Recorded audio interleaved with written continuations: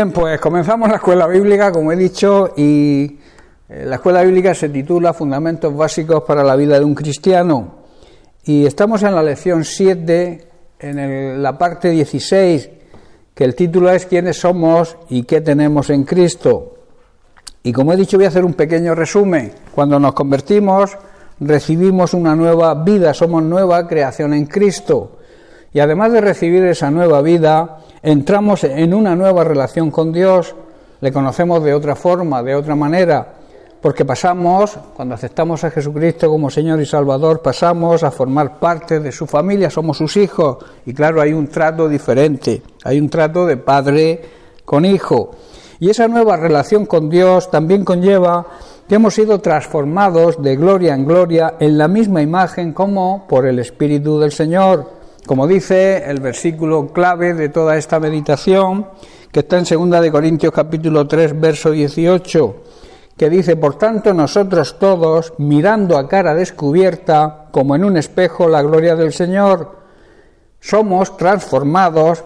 Esa transformación significa un cambio en la esencia, un cambio en nuestro interior, y lo hacemos de gloria en gloria en la misma imagen como por el Espíritu del Señor. Y hacíamos algunas consideraciones. La palabra mirando ahí significa, porque en otras traducciones, en una traducción más actual, no dice solamente mirando, sino dice mirando y reflejando. Esto nos enseña que tenemos que actuar como espejos sin ningún obstáculo, ninguna máscara o careta, que suele ser la hipocresía, que impida que la imagen de Cristo sea reflejada en nosotros. En segundo lugar, nos hacíamos la siguiente pregunta: ¿cómo podemos ver la gloria del Señor? Y decíamos que la gloria del Señor podemos verla de dos maneras. Primeramente, al entrar al lugar santísimo por medio de la fe y de la oración, de nuestra comunión de intimidad con Él, de nuestra relación íntima con Él en oración. Ahí podemos empezar a ver la gloria de Dios. Y también, en segundo lugar, al leer las Sagradas Escrituras, con la revelación y la iluminación del Espíritu Santo sobre nuestra mente. De esas dos formas podemos ver la gloria de Dios. Y decíamos también que muchos siervos de Dios vieron su gloria. Y la pregunta que surge: ¿podemos ver nosotros su gloria hoy? Esto es un rotundo sí, claro que podemos verla. Pero ahora Dios quiere que veamos la gloria de Dios de una manera diferente a como la religión lo ve. Decíamos que la religión ve a un Cristo histórico, a un Cristo crucificado en una cruz, pero no ven a Cristo crucificado, y Dios quiere que veamos a su Hijo Jesucristo de esa forma, y es como debemos verlo los verdaderos creyentes, a un Cristo glorificado. ¿Y qué he dicho yo?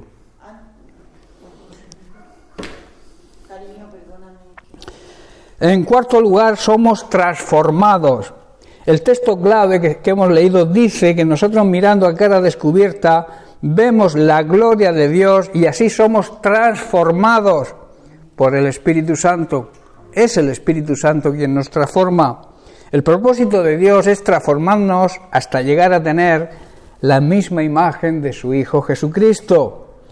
Y vimos un ejemplo, y hay varios ejemplos en la Biblia, pero vimos el ejemplo de que si Jesús, Él perdona, Él nos perdona. Él dijo a los que le estaban crucificando: Padre, perdónalos, que no saben lo que hacen. Si Él perdona, nosotros tenemos que perdonar. Eso significa reflejar la gloria de Dios, reflejar a Cristo en nuestra vida, dejar que el Espíritu Santo nos transforme. Si nosotros aceptamos el perdón de Dios, le pedimos perdón a Dios, Dios nos salva, nos regala la salvación, nos perdona, y nosotros no perdonamos, estamos impidiendo al Espíritu Santo que nos transforme. ¿Estáis comprendiendo? Es imposible que si no reflejamos a Cristo. Por eso es un ejemplo, el ejemplo de cómo Cristo perdona. Nosotros tenemos que reflejar el mismo perdón. ¿Cómo? Perdonando de la misma manera que Él perdona, y que perdonó a sus enemigos. Nosotros es difícil, quizás, poder decir: es que fulanico, tanganico, me ha hecho mucho daño, es mi enemigo, ¿cómo lo voy a perdonar? Pues si quieres reflejar a Cristo, tienes que perdonar como Él te perdonó a ti cuando eras su enemigo. Porque todo aquel que vive en pecado es enemigo de Dios. Porque Cristo vino a eso, a reconciliar al mundo pecador con Dios a través de su sacrificio. Y por eso debemos imitarle. Luego estamos aprendiendo eso. Y en cualquier otra faceta, esto es un ejemplo, pero hay muchos casos en que debemos reflejar a Cristo. Para eso debemos conocer las Sagradas Escrituras, debemos conocer la vida y los hechos de Cristo y sus enseñanzas. Si no, es imposible. Si no leemos, si no pasamos tiempo en intimidad con Dios, si no pasamos tiempo estudiando y meditando en la palabra de Dios, va a ser imposible que entendamos lo que Dios nos enseña a través de Jesucristo, a través de su palabra. Pero cuando vamos estudiando, meditando, profundizando en esa palabra, vamos conociendo cada vez más al único Dios verdadero y a Jesucristo, que eso es realmente vivir en vida eterna, como lo definió el propio Jesús. Por eso esa transformación viene cuando nosotros reflejamos la gloria de Cristo. Por eso debemos transmitir esa gloria. Cuando llevamos a una persona, digamos, a la salvación, nuestra meta es que esa persona sea transformada. No que simplemente le comentamos que tiene que venir a la iglesia y que tiene que arrepentirse, sino tenemos que intentar que a través de nuestro testimonio, sobre todo, y también de la palabra, las dos cosas son necesarias, esa persona sea transformada también de la misma forma que nosotros hemos sido transformados y que puedan dejar el pecado y no minimizar el pecado, no quitarle la importancia que tiene el pecado. Muchas veces solemos, digamos por amistad o por lo que sea, no darle importancia al pecado. En otras palabras, toleramos el pecado, permitimos el pecado. Y el pecado ni hay que permitirlo, ni hay que tolerarlo, ni hay que quitarle el valor que tiene y las consecuencias tan graves que conlleva. Estuvimos leyendo textos bíblicos que muestran cómo Dios quiere transformarnos. Y nos preguntamos también, ¿es nuestro esfuerzo, el ser transformados, es por nuestro esfuerzo o es una provisión divina? La transformación depende de Dios solamente, no depende de nuestro esfuerzo. Tú no puedes transformarte a ti mismo, tú tienes que permitir, reflejando a Cristo, que el Espíritu Santo te transforme. Tú no vas a poder hacerlo. El texto que estamos analizando dice, mirando y reflejando, mirando primero, reflejando su gloria, entonces el Espíritu Santo nos transforma. Es decir, que la transformación la produce el Espíritu Santo, pero se produce cuando nuestra vida está centrada en Cristo, cuando le miramos y le reflejamos sin ningún esfuerzo por nuestra parte, dejando al Espíritu Santo que haga su trabajo. O sea que dependemos de la obra del Espíritu Santo. El apóstol Juan fue un ejemplo de esa transformación. Él con su hermano se llamaban los hijos del trueno, que significa que tenían un mal carácter, que tenían un carácter muy fuerte. Incluso en una ocasión le pidieron a Dios permiso para mandar fuego sobre ciertas personas para que los consumiera. Mirad qué carácter tenían. Pero luego, cuando Juan fue transformado, llegó a ser conocido históricamente como el discípulo del amor. ¿Os dais cuenta qué transformación? Cuando se dejó transformar, cuando empezó a reflejar la imagen de Cristo, permitiendo al Espíritu Santo que lo transformara, cambió su manera de ser. Por eso no digas, muchas personas dicen, el Señor me ha hecho así, yo no puedo cambiar, soy de esta forma. Sí que puedes cambiar, porque si tú empiezas a vivir la vida cristiana auténtica, estudiando, meditando en la palabra, orando, buscando intimidad con el Señor, el Espíritu Santo va a hacer que seas transformado. Amén. Y por muy terco que seas, por muy carácter fuerte que tengas, a través del Espíritu Santo, a través de ir conociendo su palabra, tu carácter va a ir formándose de acuerdo al carácter de Cristo. ¿Estáis comprendiendo? Debemos, por tanto, ser el resplandor de la gloria de Cristo. Así como Jesús reflejaba la gloria de Dios el Padre, el resplandor de su gloria tenemos que reflejarlo nosotros hacia los demás. Así lo asegura el escritor de Hebreos en el capítulo 1, versículo 3, cuando dice: el cual, o sea, Cristo, siendo el resplandor de su gloria y la imagen misma de su sustancia, de su esencia, Cristo es Dios en esencia, ¿verdad? Y quien sustenta todas las cosas con la palabra de su poder, habiendo efectuado la purificación de nuestros pecados por medio de sí mismo, y se sentó a la diestra de la majestad en las alturas. Aquí el escritor de Hebreo está diciendo: el Hijo de Dios, Jesucristo, irradia, o sea, desprende, refleja la gloria de Dios el Padre, y en ese momento Cristo está expresando el mismo carácter de Dios y sostiene todas las cosas con el poder de su palabra. ¿Estáis comprendiendo? Ahí demuestra la divinidad de Cristo. Y después de habernos limpiado a nosotros de nuestros pecados, dice que se sentó en un lugar de honor a la derecha de la majestad de Dios en el cielo. Hermanos, así también como Moisés reflejaba la gloria de Dios y por eso su rostro resplandecía, y recordar que él se tuvo que tapar la cara porque la gloria de Dios no convive con el pecado. Donde hay pecado, la gloria de Dios no puede estar. Y como el pueblo se había corrompido totalmente, estaba viviendo en idolatría, en lascivia, en pecados sexuales, era una orgía total lo que se había convertido el pueblo cuando Moisés bajaba con las tablas de la ley, después de ver la gloria de Dios. Esa gloria de Dios venía reflejada en su rostro y por eso, al ver el pueblo como estaba, tuvo que taparse. Simbólicamente eso significa que donde hay pecado, la gloria de Dios no puede estar. ¿Estoy comprendiendo, no? Dios quiere, por tanto, que nosotros reflejemos la gloria de Jesucristo y que nuestro rostro resplandezca sin ningún impedimento. Es decir, Dios quiere que la gloria del carácter de Jesucristo se vea en nuestras vidas. O sea, que lo que digamos vaya acompañado de nuestros hechos. Si nosotros decimos que somos creyentes, si nosotros decimos que tenemos la gloria de Dios, que vivimos en la gloria de Dios, tenemos que demostrarlo con nuestros hechos. ¿Estoy comprendiendo? En Cristo, hermanos, está la vida. En el Evangelio de Juan capítulo 1, verso 4, dice: en Él estaba la vida, y la vida era la luz de los hombres, o sea, de las personas, de los seres humanos.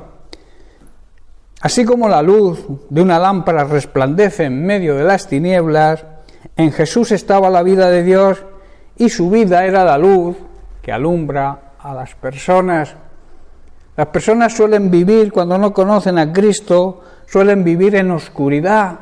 Sabéis que la oscuridad simboliza el pecado y la ignorancia, pero cuando llega Cristo a nuestra vida, las tinieblas se transforman en luz. O sea, dejamos el pecado, dejamos de ser ignorantes de Dios, empezamos a conocer cada vez más al único Dios verdadero, y eso nos da vida eterna. De ahí la necesidad de mirar a Cristo, porque si no lo miramos es imposible reflejarlo. Si tú no miras a Cristo, si tú no miras su vida, sus enseñanzas y las aplicas a tu vida, difícilmente vas a poder reflejarlas hacia los demás. Si no tienes nada, no puedes dar nada. ¿Estás comprendiendo? Si tú no tienes la vida de Cristo en ti, porque lo que significa vida eterna es que tenemos la vida de Cristo en nosotros. Vivimos la misma vida de Dios, que es lo que quiere Dios el Padre. Por eso envió a Jesucristo, envió a la vida, en Él estaba la vida auténtica y verdadera, no la vida física. La vida auténtica, la vida verdadera, el conocimiento del único Dios verdadero. Él nos vino a enseñar quién era Dios y cuál era el propósito de Dios para la humanidad. La humanidad estaba perdida, estaba muerta espiritualmente. Es como vive hoy el mundo que no conoce a Dios, muertos espiritualmente. Hay una parte de su ser que está muerta, el espíritu. Y Cristo vino a darnos vida precisamente en la parte en que estábamos muertos. Por eso cuando aceptamos a Jesucristo, empezamos a vivir la vida completa, en todo nuestro ser, espíritu, alma y cuerpo. ¿Estáis entendiendo? Por eso Dios mismo quiere que nuestra vida resplandezca, que nuestra vida sea el reflejo de Cristo, que Dios quiere que alumbremos, no solo por medio de nuestras palabras, sino también por medio de nuestra vida. De tal forma que aún sin hablar, las personas se den cuenta que la presencia de Dios está en nosotros. Por lo general, se suele pensar, y es así en parte, la evangelización está basada en la predicación de la palabra a la gente que no conoce a Cristo. Pero Dios quiere que evangelicemos también por medio de nuestra vida. A esto se le llama el evangelio sin palabras, la evangelización sin palabras. Las dos cosas son importantes, hermanos, son necesarias. Es muy importante que entendamos esto, porque muchas veces decimos una cosa, pero las personas ven que nuestra vida contradice lo que decimos. Y entonces no funciona.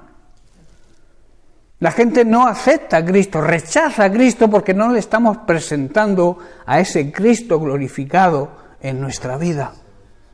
Quizás le estemos presentando un Cristo religioso. Estamos contando, digamos, la historia de Cristo, pero no la realidad actual de Cristo, que es Dios resucitado de entre los muertos.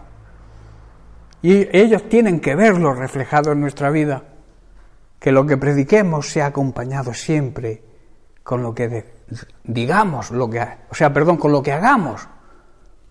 Si tú dices que eres cristiano, como suelo decir yo, tienes que demostrarlo. Y se demuestra no con lo que se dice, sino con lo que se hace. Nuestros hechos a veces hablan más fuerte que nuestra boca, que nuestras palabras. Las palabras nuestras a veces son apagadas por nuestros hechos, porque chillan más fuerte los hechos que las palabras. La gente siempre va a mirar más lo que haces que lo que digas. Amén.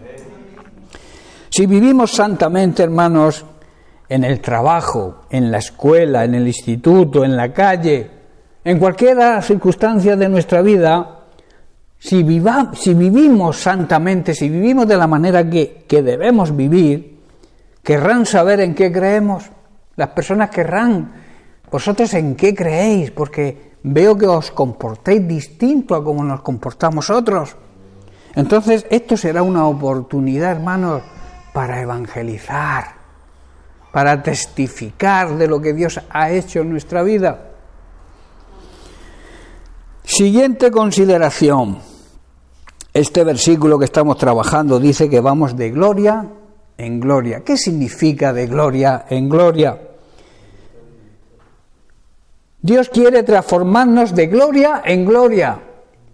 Es decir, desde la gloria que empezamos a recibir cuando nos convertimos hasta tener la gloria de la imagen misma de Jesucristo.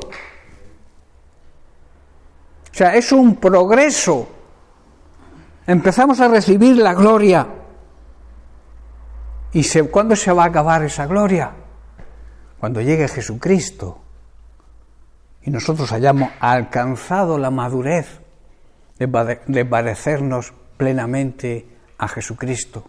Por eso Pablo decía, sufro dolores de parto, porque quiero ver el carácter de Cristo formado en vosotros. Padezco como una mujer que va a dar a luz. De la misma manera sufro, porque quiero veros transformados al carácter de Cristo. Qué tremenda declaración y qué tremendo amor por los siervos o las personas que Dios había puesto a cargo del apóstol Pablo. Por eso, hermanos, somos transformados de gloria en gloria en la misma imagen de Jesucristo.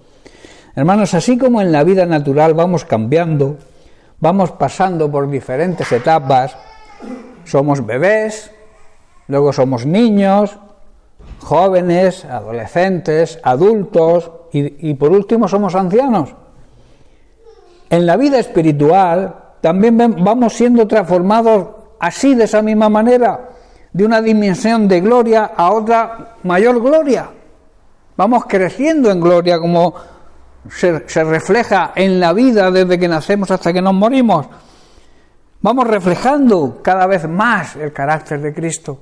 Si nos aplicamos, claro está, si no nos dejamos llevar, si nos aplicamos y queremos, porque recibir la gloria de Dios hay que desearlo. Tú tienes que desear mirar a Cristo para que su gloria venga a ti, tú la puedas transmitir a otro, que tengamos el mismo amor que tiene Dios por las almas perdidas, que a veces nos preocupamos de nosotros mismos y no nos preocupamos de la mayor preocupación que tiene Dios, que es que el Evangelio pueda llegar a toda la creación, a toda su creación, porque ama a la creación. De tal manera amó Dios al mundo, de tal manera, ese tal manera quiere decir su gran amor, no por la cantidad de personas, como decía yo el otro día, la cantidad de personas que somos o vamos a ser en este mundo, y por eso como somos tantos hace falta mucho amor, sino por la gran maldad que hay en este mundo. Se necesita mucho amor para amarlo. Y por eso Jesús dice, de tal manera amó Dios, de esa forma que no podemos entender con nuestra mente humana, que me entregó a mí a su único Hijo, para que todo aquel que crea, y la palabra creer en la Biblia, siempre lo digo, va unida a la obediencia. Si crees, tienes que obedecer. ¿Estáis comprendiendo? Entonces, no se condene nadie, porque Jesucristo no vino a condenar al mundo, vino a que el mundo fuera salvo a través de él.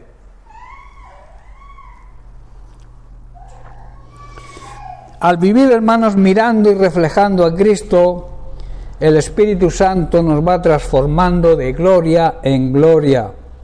Es decir, nos va llevando a recibir cada vez más gloria de la salvación, de la transformación de nuestro carácter, de que seamos santidad, que vivamos en santidad. O sea, vamos pasando de nivel, vamos subiendo de nivel.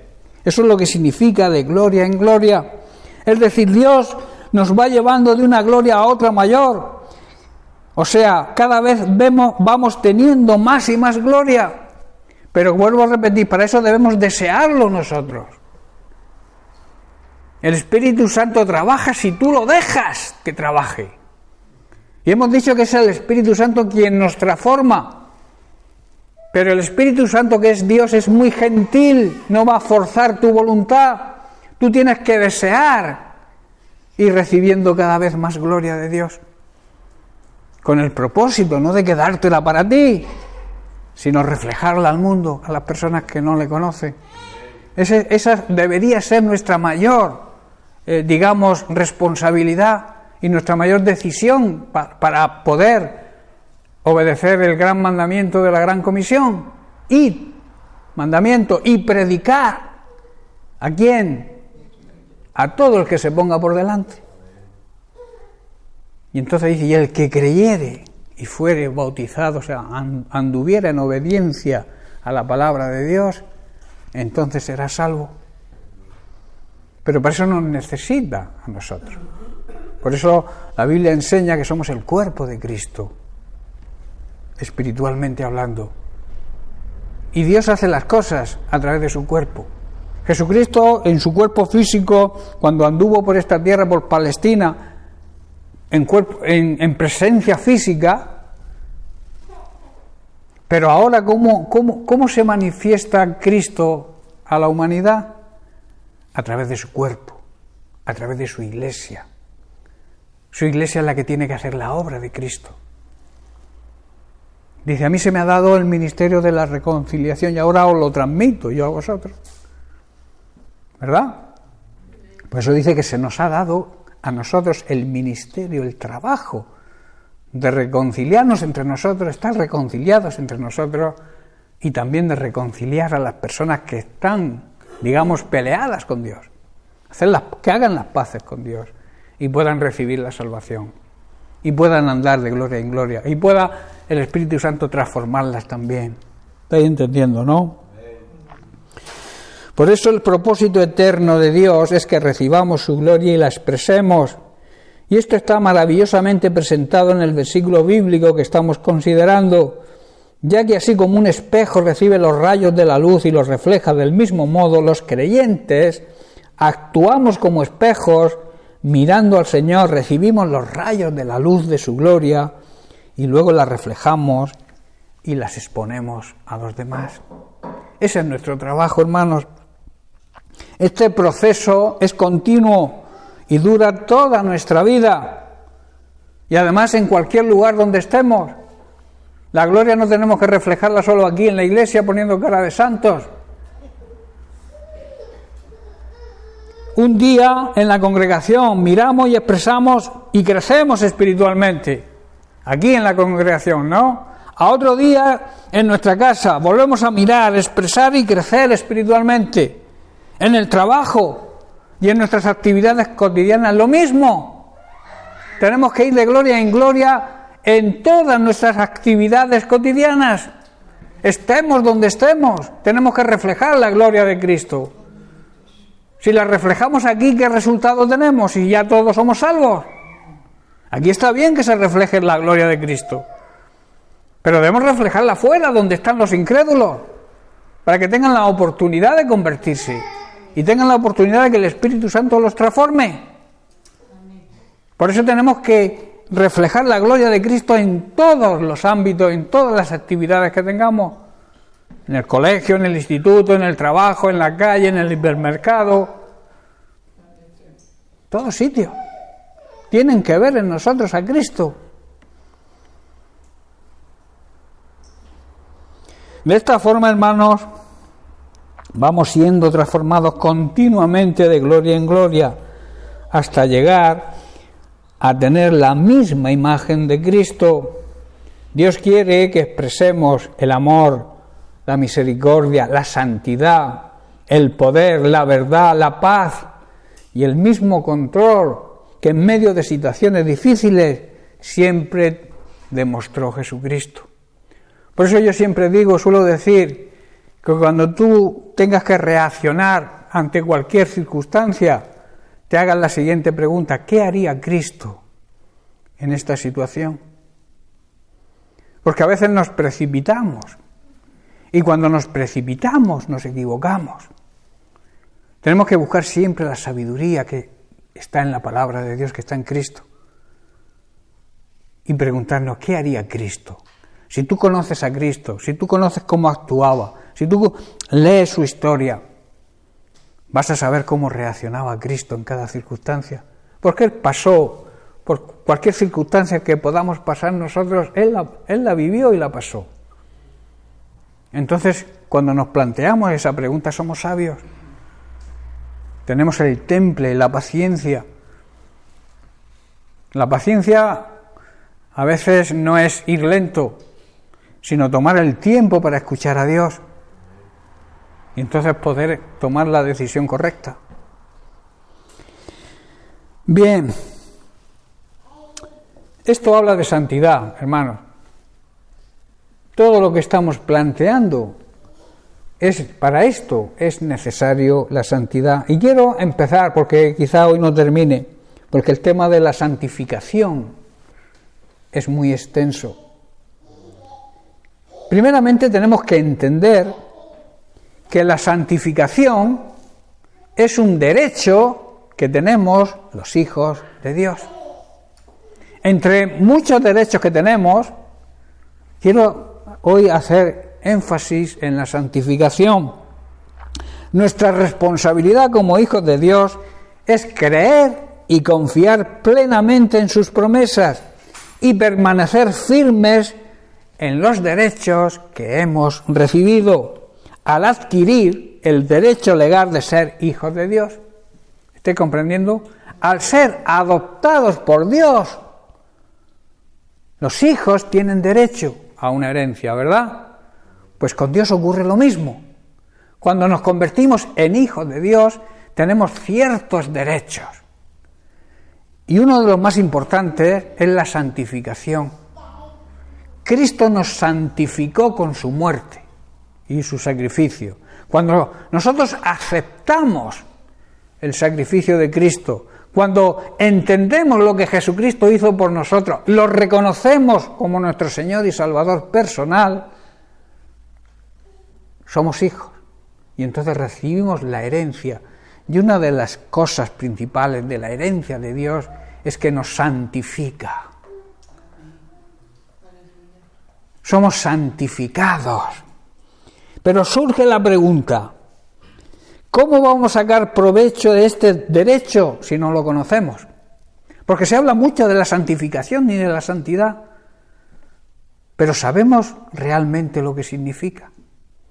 Lo que significa que hemos sido santificados y las consecuencias que conlleva y la obligación que conlleva cuando Cristo nos santifica, que es que debemos vivir en santidad.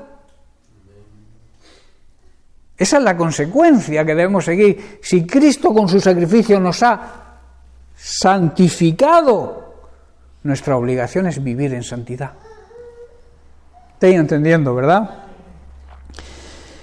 Como hijos de Dios, a partir del nuevo nacimiento, tenemos unos derechos legales que necesitamos conocer.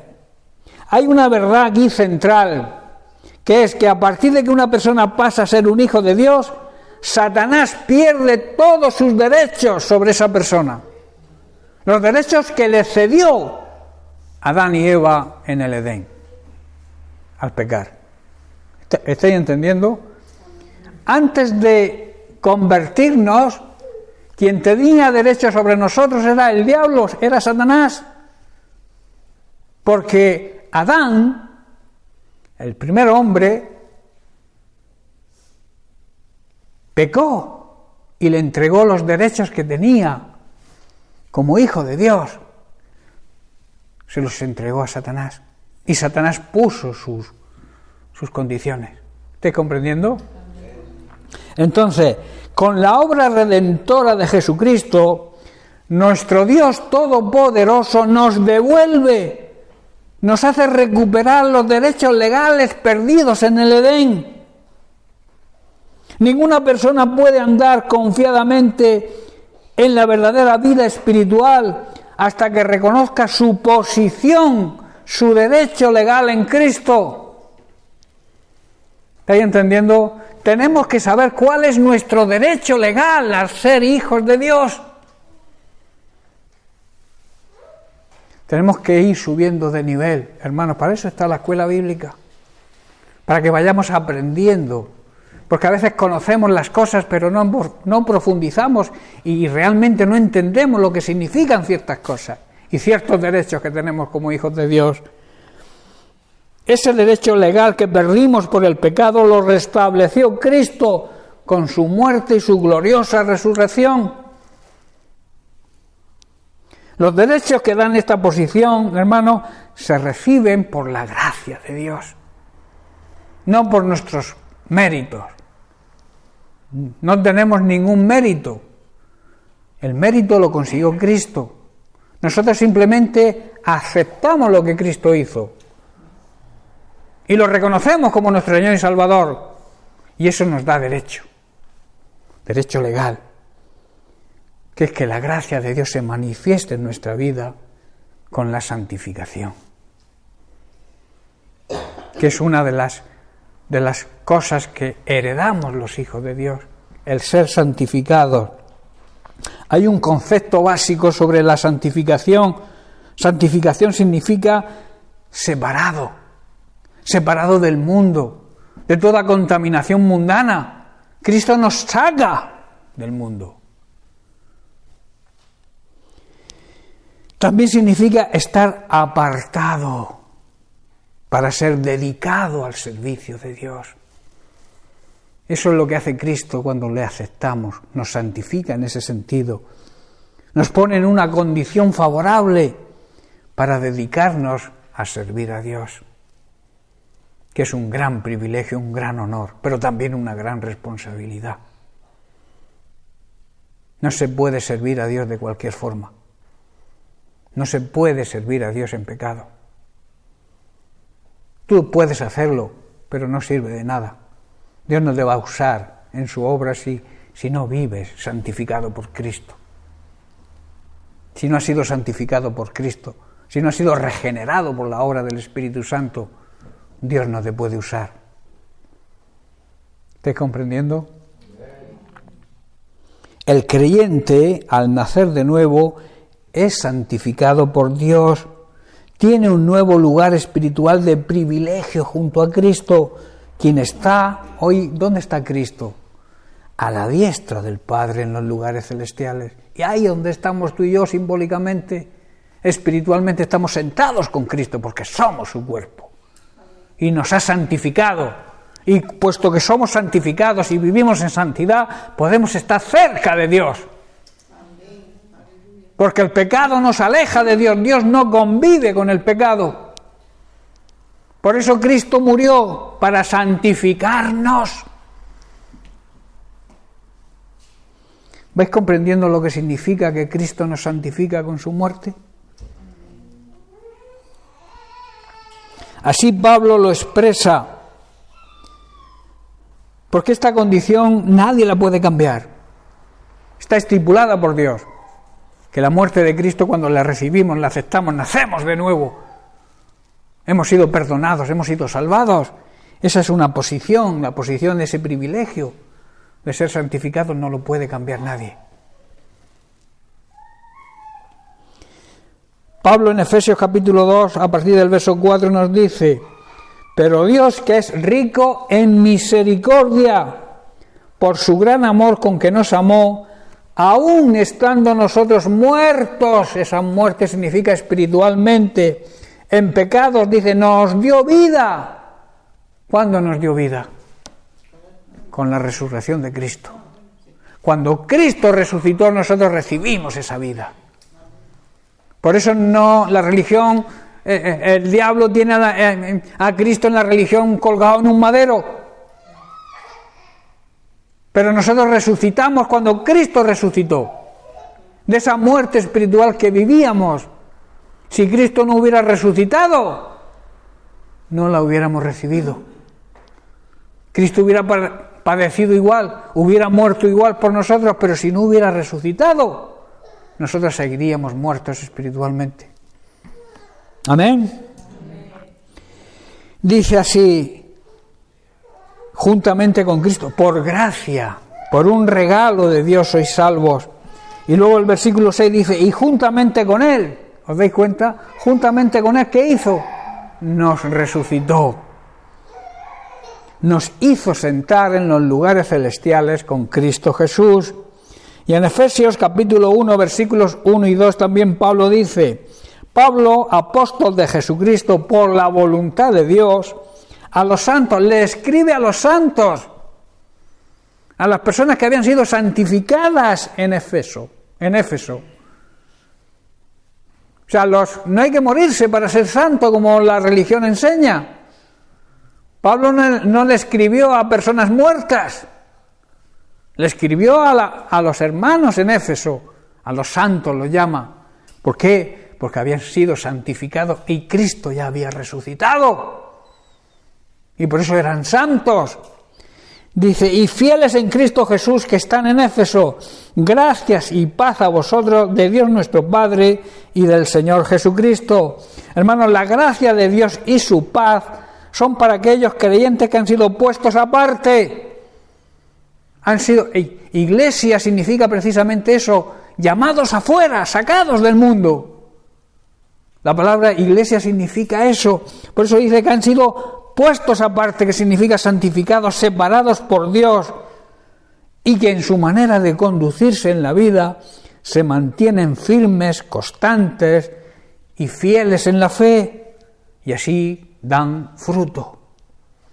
Esa es la realidad. Y en Romanos capítulo 6, versículo 22, Pablo también dice, mas ahora que habéis sido libertados del pecado y hechos siervos de Dios, tenéis como fruto, ¿qué? La santificación. ¿Verdad? Tremendo. Y con el fin, la meta, la vida eterna. Empezar a vivir la vida eterna ya aquí. Los santos, somos ya santos. Los santos en las iglesias evangélicas no están en las paredes, están en las sillas, en los bancos. Pero para eso debemos vivir en santidad también. que es la otra parte de la moneda.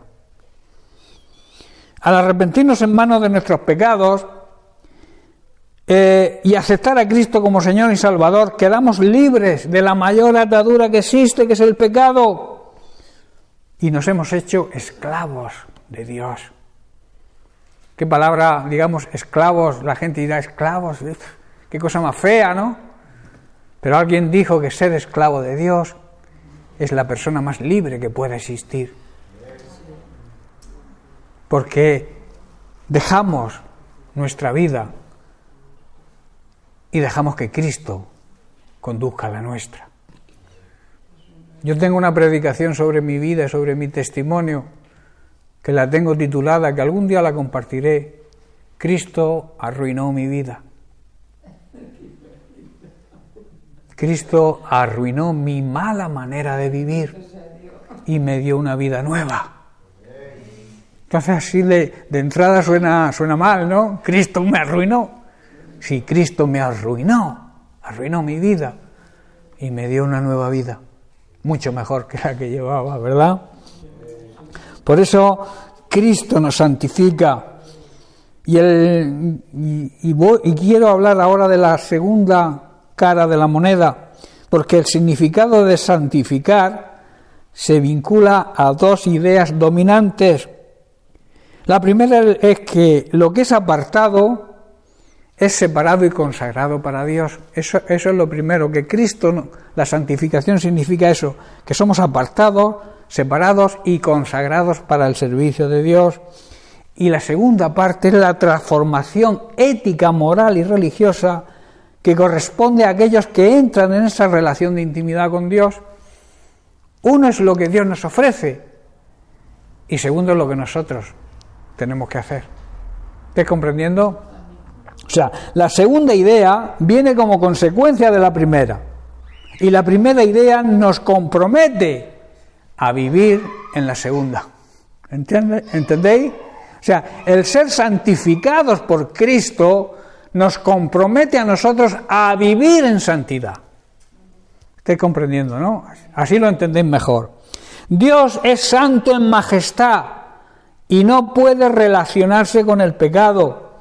Y por tanto existe una separación con el ser humano que vive en pecado. Dios le ama, pero no puede vivir con una persona que vive en pecado. Su santidad, la majestad de su santidad, no puede relacionarse con ninguna persona que viva en pecado. Por eso envió a Cristo para restaurar esa relación. Pero claro, la parte nuestra no la hace nadie, que es la de aceptar, la de arrepentirnos, pedirle perdón. El arrepentimiento es un cambio radical de vida. Vivir una nueva vida, que es lo que cómo se encabeza esta lección, que es qué somos y qué tenemos en Cristo. Tenemos una nueva vida. Y esa nueva vida no tiene nada que ver con la antigua. Hay que romper totalmente con nuestra vida, con nuestro viejo hombre que llama la Biblia, nuestra manera vieja de vivir. Vieja y además egoísta, porque éramos egoístas. Y Cristo nos da una nueva vida cuando nos arrepentimos y le pedimos perdón. Nacemos de nuevo. Dios nos adopta.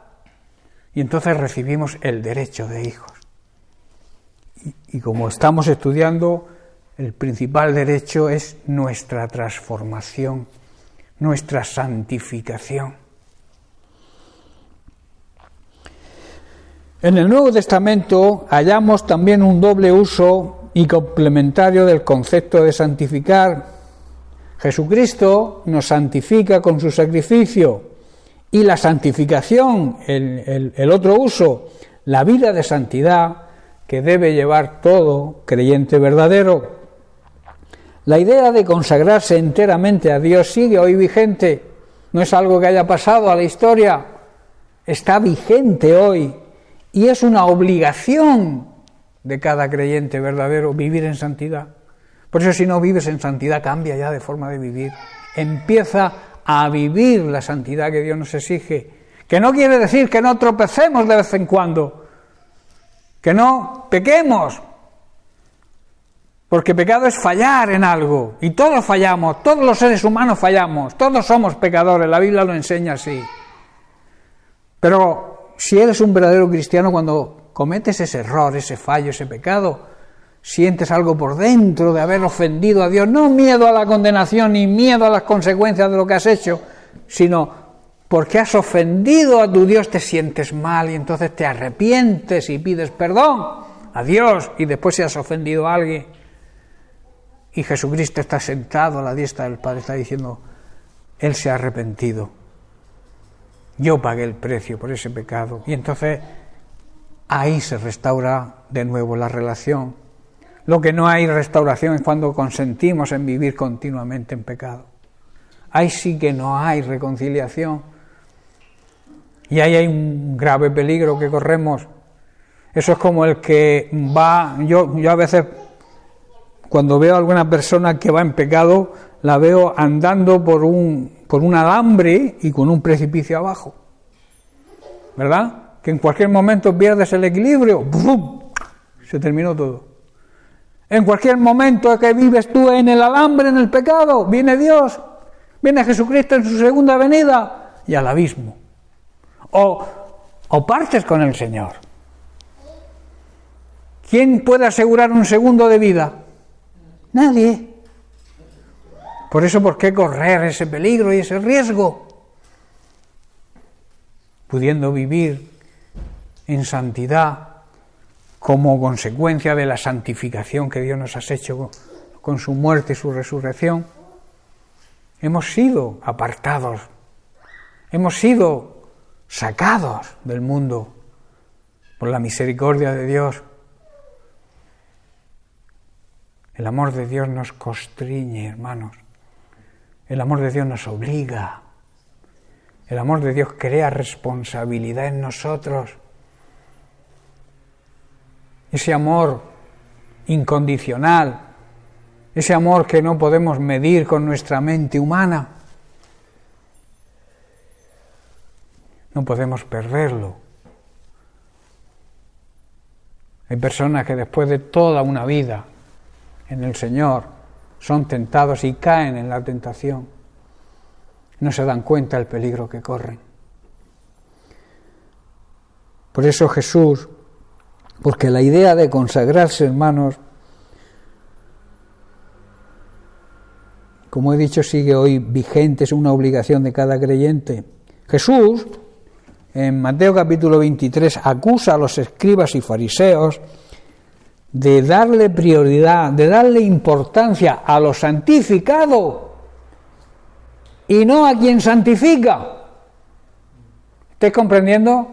Le daban más importancia a los vasos consagrados, a la ley de Moisés, a tantas y tantas cosas, y no valoraban a aquel que santifica todas las cosas. Y por eso les dice, y nos dice hoy a nosotros, insensatos y ciegos, porque ¿cuál es mayor, el oro o el templo que santifica el oro? Y el versículo 19 también dice, necios y ciegos, vuelve a repetir, porque insensato y necio es lo mismo. ¿Cuál es mayor, la ofrenda? A veces queremos comprar a Dios con nuestras ofrendas. Y eso es un error tremendo, porque pierdes el dinero que das y a Dios no le agrada. Pues vaya una gracia, ¿no? ¿Qué es más importante, lo que ofrendamos o el altar que santifica la ofrenda? ¿Qué es más importante, lo que nos da Dios o el Dios proveedor que nos da? Debe ser más importante Jehová Jireh, Jehová provee, por delante de la provisión, ¿verdad? El sumo sacrificio es Jesucristo y es Él realmente quien nos santifica. Estoy terminando. En Juan capítulo 17, versículo 19, Jesús ora al Padre en su oración sacerdotal y dice, y por ellos, o sea, por nosotros, yo me santifico a mí mismo, para que también ellos sean santificados en la verdad. Hermano, Jesucristo es quien realmente santificó, se santificó a sí mismo primero, y quien nos santifica a los que somos suyos. ¿Cuándo somos suyos? Cuando le aceptamos como nuestro Señor y Salvador personal. Y en el mismo capítulo, versículo 17, 2 versículos antes, también dice, le pide al Padre en oración, santifícalos en tu verdad, tu palabra es verdad. Jesucristo, y con esto termino, santifica a los que son suyos, separándolos y comprándolos, adquiriéndolos por Dios mediante su muerte, y nos capacita para una manera nueva de adorar a Dios, un culto nuevo, una nueva forma de amor que el verdadero cristiano debe tributar a Dios. Y también nos capacita, hermanos. Si no puedes vivir en santidad, pídele a Dios que te capacite, porque Dios te va a capacitar para vivir en santidad. Dios te va a dar el poder y la autoridad para vencer el pecado, para vencer cualquier circunstancia que te haga caer en el pecado. Yo siempre digo y aconsejo, cuando seas tentado por el mismo diablo, acércate a Dios, acércate a su palabra, lee su palabra, ora, ponte en comunión con Dios y eso te va a alejar del pecado. Pero si te acercas al pecado, te estás alejando de Dios y eres más propenso a caer en la tentación. Amén. Bien, pues lo dejamos aquí, seguiremos la semana que viene con el mismo tema de la santificación, porque es largo y tendido el tema y muy importante que sepamos que Cristo nos santificó y como consecuencia de eso nosotros debemos vivir en santidad. Amén. Bien, pues que Dios les bendiga.